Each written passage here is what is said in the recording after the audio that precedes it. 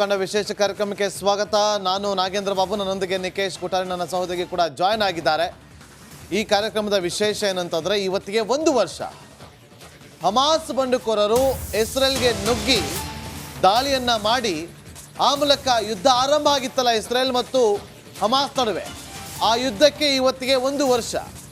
ದಿನ ಕಳೆದಂತೆ ಈ ಯುದ್ಧ ಮತ್ತಷ್ಟು ತೀವ್ರಗೊಳ್ತಾ ಇದೆ. ಇಸ್ರೇಲ್ನ ಸುತ್ತಲೂ ಇರುವಂಥ ದೇಶಗಳು ಇವತ್ತು ಕತ್ತಿ ಮಸೀತಾ ಇದೆ ಇಸ್ರೇಲ್ ಮೇಲೆ. ಇಸ್ರೇಲ್ ಸಾಕಷ್ಟು ಪ್ರತಿದಾಳಿಯನ್ನು ಒಡ್ತಾ ಇದೆ, ದಾಳಿಗೆ ಪ್ರತೀಕಾರವನ್ನು ತೀರಿಸ್ಕೊಳ್ತಾ ಇದೆ. ಅವತ್ತು ಬೆಳಗ್ಗೆ 5 ಗಂಟೆ 5:15 ಸುಮಾರು ಆ ಸಂದರ್ಭದಲ್ಲಿ ಹಮಾಸ್ ಉಗ್ರರು ಒಳ ನುಸುಳಿಕೊಂಡು ಬಂದು ದಾಳಿಯನ್ನು ನಡೆಸಿದರು. ಇದಾದ ಮೇಲೆ ಹಿಜ್ಬುಲ್ಲಾ ಉಗ್ರರ ಮೇಲೆ ಇಸ್ರೇಲ್ ಡೆಡ್ಲಿ ಅಟ್ಯಾಕ್ ಕೂಡ ಮಾಡ್ತು. ಬಹಳ ಪ್ರಮುಖವಾಗಿ ಬೈರುತ್ನಲ್ಲಿ ಇಸ್ರೇಲ್ನಿಂದ ಏರ್ ಸ್ಟ್ರೈಕ್ ಕೂಡ ನಡೆದಿತ್ತು. ಹೆಜ್ಬುಲ್ಲಾ ಉಗ್ರರ ಶಸ್ತ್ರಾಸ್ತ್ರ ಡಿಪೋ ಧ್ವಂಸ, ಭಯಾನಕ ದಾಳಿಯಾಗಿದೆ. ಇವತ್ತು ಎಕ್ಸ್ಕ್ಲೂಸಿವ್ ದೃಶ್ಯ ಬೇರೆ ತೋರಿಸ್ತೀವಿ ನಿಮಗೆ.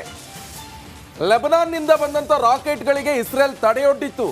ರಾಕೆಟ್ ಬಿದ್ದು ಹೈಫಾ ನಗರದಲ್ಲಿ ಮನೆಗಳಿಗೂ ಕೂಡ ಹಾನಿಯಾಗಿದೆ. ನೋಡಿ, ಎಕ್ಸ್ಕ್ಲೂಸಿವ್ ದೃಶ್ಯ ಇದು. ಇವತ್ತಾಗಿರುವಂಥ ಈಗ ಆಗಿರುವಂಥ ದಾಳಿ ಇದು. ಆ ದಾಳಿಯನ್ನ ಯಾವ ರೀತಿಯಾಗಿ ಆಯಿತು, ಆ ಕ್ಷಿಪಣಿ ದಾಳಿ, ಅವೆಲ್ಲವನ್ನು ಕೂಡ ನಾವು ನಿಮಗೆ ತೋರಿಸ್ತಾ ಇದ್ವಿ.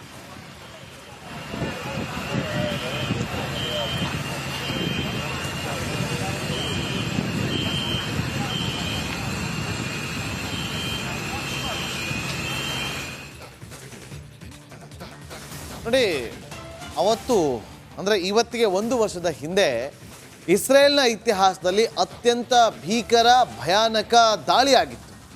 ಯಾರು ಕೂಡ ಊಹೆ ಮಾಡೋದಕ್ಕೆ ಸಾಧ್ಯವಾಗದಂತೆ ಹಮಾಸ್ ಬಂಡುಕೋರರು ಬೇರೆ ಬೇರೆ ಉಗ್ರ ಸಂಘಟನೆಗಳ ಸಪೋರ್ಟನ್ನು ಪಡೆದುಕೊಂಡು ಇಸ್ರೇಲ್ ಮೇಲೆ ದಾಳಿಯನ್ನು ಮಾಡಿತ್ತು. ಹಾಗಾದರೆ 1 ವರ್ಷದ ಹಿಂದೆ ಏನೆಲ್ಲ ಆಗಿತ್ತು, ಇಲ್ಲಿದೆ ನಿಮ್ಮ ಮುಂದೆ ಕಂಪ್ಲೀಟ್ ಡೀಟೇಲ್ಸ್.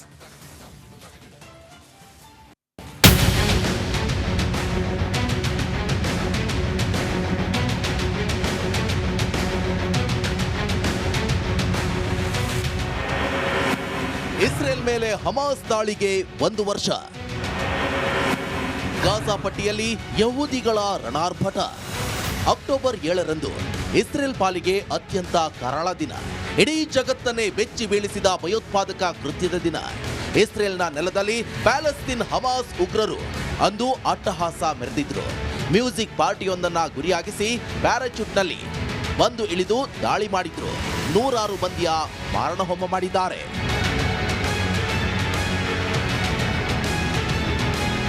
ಆ ಕರಾಳ ಘಟನೆಗೆ ಇಂದಿಗೆ ಸರಿಯಾಗಿ 1 ವರ್ಷ. ಅಂದಿನಿಂದ ಇಂದಿನವರೆಗೂ ಯುದ್ಧ ನಿಂತಿಲ್ಲ, ಬದಲಾಗಿ ಮತ್ತಷ್ಟು ವ್ಯಾಪಿಸುತ್ತಲೇ ಸಾಗಿದೆ. ಈ ಅವಧಿಯಲ್ಲಿ ಗಾಜಾ ಪಟ್ಟಿಯಲ್ಲಿ ಸುಮಾರು 50,000 ಮಂದಿ ಬಲಿಯಾಗಿದ್ದಾರೆ.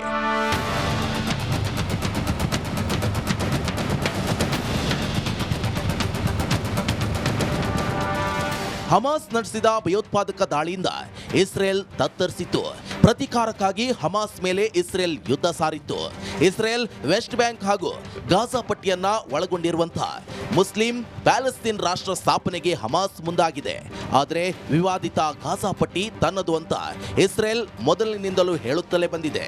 ಆದರೆ ಪ್ಯಾಲೆಸ್ತೀನ್ ತನ್ನದು ಅಂತ ಹೇಳ್ತಿರೋದೇ ಜಟಾಪಟಿಗೆ ಕಾರಣವಾಗಿದೆ.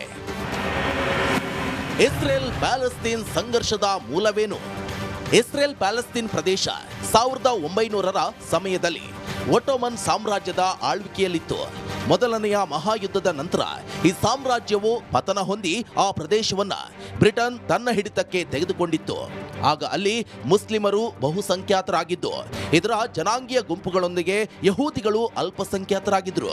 ಆದರೆ ಯಹೂದಿಗಳು ಪ್ಯಾಲೆಸ್ತೀನ್ನ ಆಯಕಟ್ಟಿನ ಜಾಗಗಳಿಗೆ ವಲಸೆ ಹೋಗಲು ಶುರು ಮಾಡಿದಾಗ ಉದ್ವಿಗ್ನತೆ ಶುರುವಾಯಿತು.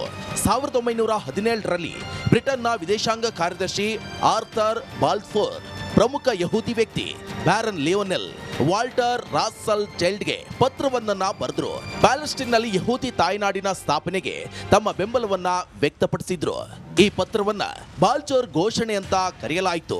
ಈ ಘೋಷಣೆಯನ್ನ ಪ್ಯಾಲೆಸ್ತೀನ್ಗಾಗಿ ಬ್ರಿಟಿಷ್ ಆದೇಶದಲ್ಲಿಯೂ ಸೇರಿಸಲಾಗಿತ್ತು. 1922ರಲ್ಲಿ ಲೀಗ್ ಆಫ್ ನೇಷನ್ಸ್ ಕೂಡ ಇದನ್ನ ಅನುಮೋದಿಸಿತ್ತು.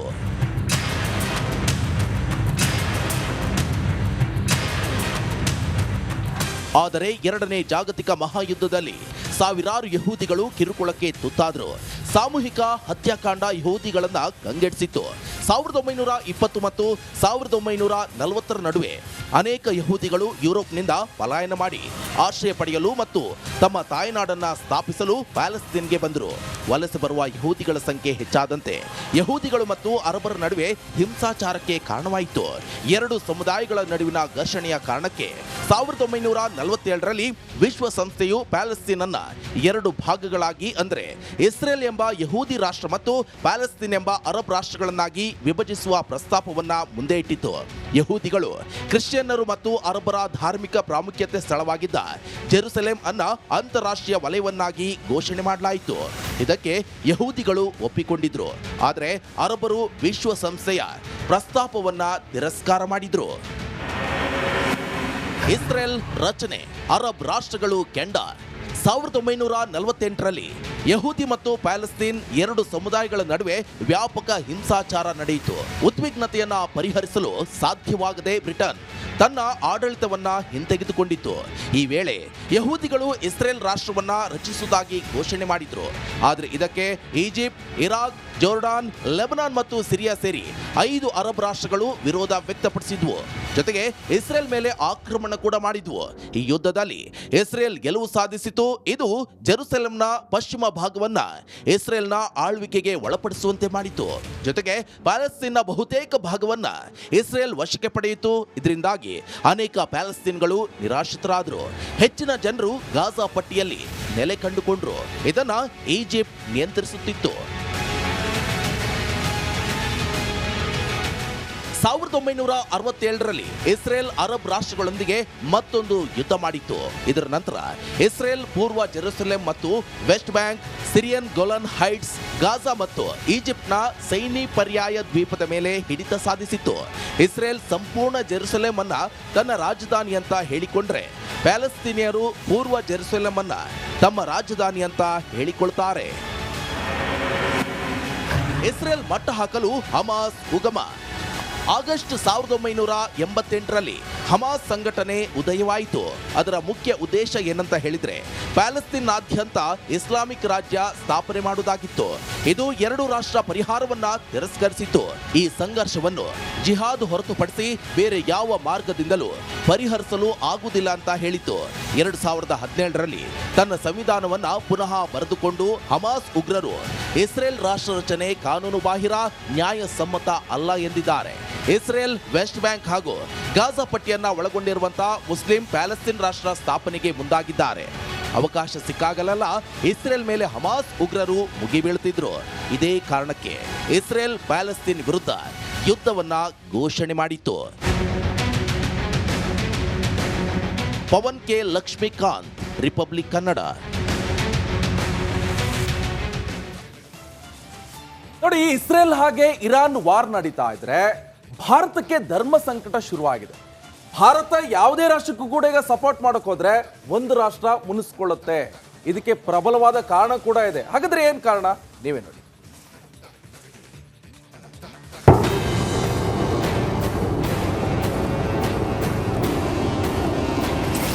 ಇಸ್ರೇಲ್ ಇರಾನ್ ಪ್ರತಿಷ್ಠೆಯ ಮಹಾಕದನ ಭಾರತಕ್ಕೆ ಅನುಕೂಲವೋ ಅನಾನುಕೂಲವೋ?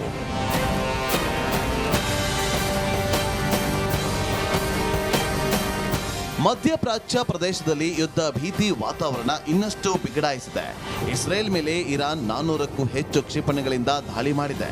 ಇರಾನ್ ಮೇಲೆ ಸದ್ಯದಲ್ಲೇ ತಕ್ಕ ರೀತಿಯಲ್ಲಿ ದಾಳಿ ಮಾಡುವುದಾಗಿ ಇಸ್ರೇಲ್ ಎಚ್ಚರಿಕೆ ಕೊಟ್ಟಿದೆ. ಇಸ್ರೇಲ್ ದಾಳಿ ಮಾಡಿದಲ್ಲಿ ಹಿಂದಿಗಿಂತಲೂ ಹೆಚ್ಚು ತೀವ್ರವಾಗಿ ದಾಳಿ ಮಾಡುವುದಾಗಿ ಇರಾನ್ ಕೂಡ ಎಚ್ಚರಿಕೆ ನೀಡಿದೆ.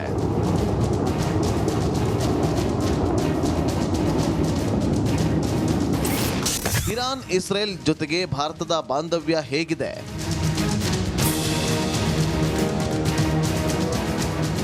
ಆದರೆ ಮಧ್ಯಪ್ರಾಚ್ಯದಲ್ಲಿನ ಈ ಪ್ರಕ್ಷುಬ್ಧತೆಯ ದುಷ್ಪರಿಣಾಮ ಭಾರತದ ಮೇಲಾಗುತ್ತದೆಯಾ?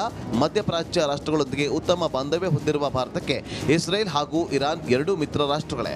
ಇರಾನ್ನಲ್ಲಿರುವಂತಹ ಚಬಹಾರ್ ಬಂದರು ಅಭಿವೃದ್ಧಿಗಾಗಿ ಭಾರತ ಸಾವಿರಾರು ಕೋಟಿ ಸುರಿದಿದೆ. ಆ ಮೂಲಕ ಮಧ್ಯಪ್ರಾಚ್ಯ ರಾಷ್ಟ್ರಗಳಿಗೆ ಪಾಕಿಸ್ತಾನದ ಹಂಗಿಲ್ಲದೆ ತನ್ನ ಉತ್ಪನ್ನಗಳನ್ನು ಭಾರತ ಸಾಗಿಸುತ್ತಿದೆ. ಅದಕ್ಕೆ ಇರಾನ್ ಸರ್ಕಾರದ ಸಹಕಾರ ಅಗಾಧವಾಗಿದೆ.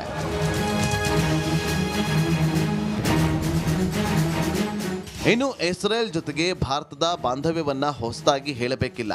ಅಲ್ಲಿನ ಪ್ರಧಾನಿ ಬೆಂಜಮಿನ್ ನೇತಾನ್ಯಾಹು ಹಾಗೂ ನಮ್ಮ ಪ್ರಧಾನಿ ನರೇಂದ್ರ ಮೋದಿ ಅವರು ಉತ್ತಮ ಸ್ನೇಹಿತರು ಕೂಡ.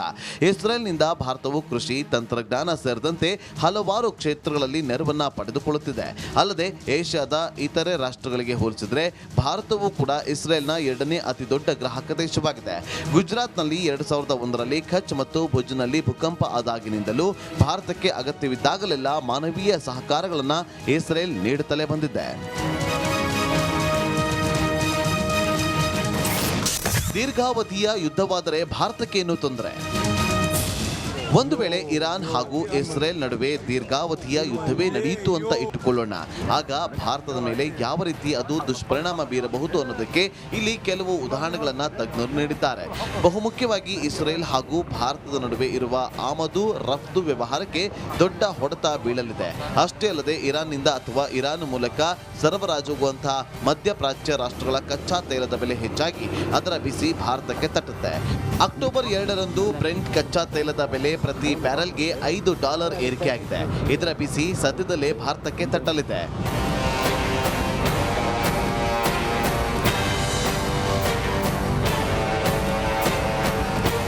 Pavan K Lakshmikant, Republic Kannada.